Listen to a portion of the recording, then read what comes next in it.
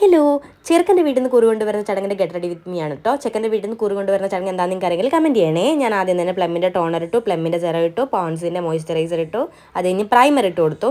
Then ഷുഗറിൻ്റെ concealer ഇട്ടു. Concealer മാത്രമേ ഞാൻ യൂസ് ചെയ്യുന്നുള്ളൂ, ഫൗണ്ടേഷൻ യൂസ് ചെയ്യുന്നില്ല. അത് കഴിഞ്ഞിട്ട് അതൊന്ന് ബ്ലെൻഡ് ചെയ്ത് കൊടുത്തു കഴിഞ്ഞിട്ട് ലാക്മി 925 പൗഡർ ഫൗണ്ടേഷൻ ഇട്ടത് സെറ്റ് ചെയ്ത് കൊടുത്ത് ദെൻ ഐ മേക്കപ്പിലേക്ക് കടന്നു. എപ്പോൾ കണ്ണെഴുതിയാലും കുഴപ്പമില്ലാത്ത എനിക്ക് അന്ന് കണ്ണെഴുതിയിട്ട് കണ്ണ് നിറഞ്ഞു വരുമായിരുന്നു.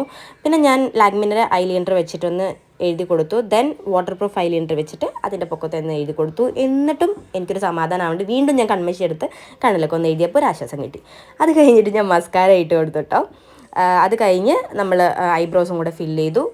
പിന്നെ നമ്മൾ ലിപ്പ് ലൈൻ കൂടി ചെയ്ത് കഴിഞ്ഞുള്ള കോപ്രായാണ് ഈ കാണുന്നത്. അത് കഴിഞ്ഞ് ലിപ്പ് ഞാൻ ഫില്ല് ചെയ്ത് കൊടുത്തു.